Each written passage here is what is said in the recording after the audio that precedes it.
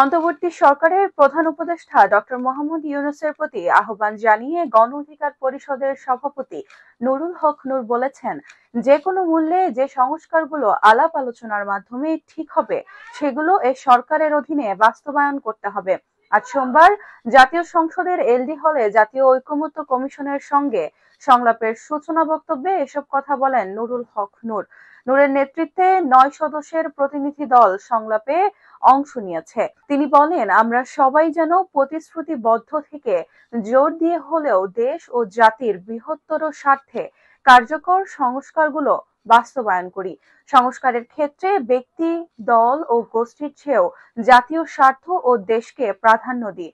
এটা কমিশনের কাছে চাওয়া। গত ১৬ বছরে বিভিন্ন শ্রেণী পেশার মানুষ ফ্যাসিবাদের বিরুদ্ধে আন্দোলন করেছিল মন্তব্য করে তিনি বলেন, অনেকেই স্ব জায়গা থেকে আন্দোলন করেছিল, কিন্তু দেশের রাজনৈতিক বাস্তবতা ও প্রেক্ষাপট এমন ছিল, চাইলেও এসব মানুষের আমাদের বেশি কিছু করার ওই সময় ছিল না। কিন্তু আমরা একটা প্রেক্ষাপট তৈরি করেছি জুলাই গণঅভ্যুত্থানের মধ্য দিয়ে। জাতীয় ঐকমত্য কমিশনের সংলাপ বাংলাদেশের আগামীর অগ্রযাত্রার জন্য গুরুত্বপূর্ণ অধ্যায় রচনা করবে বলে আশা প্রকাশ করেন নুরুল হক নূর। গত ১৬ বছরে দেশের স্বাধীনতা, সার্বভৌমত্ব ও গণতন্ত্র ভূলুণ্ঠিত হয়েছিল বলে মন্তব্য করেন নূর।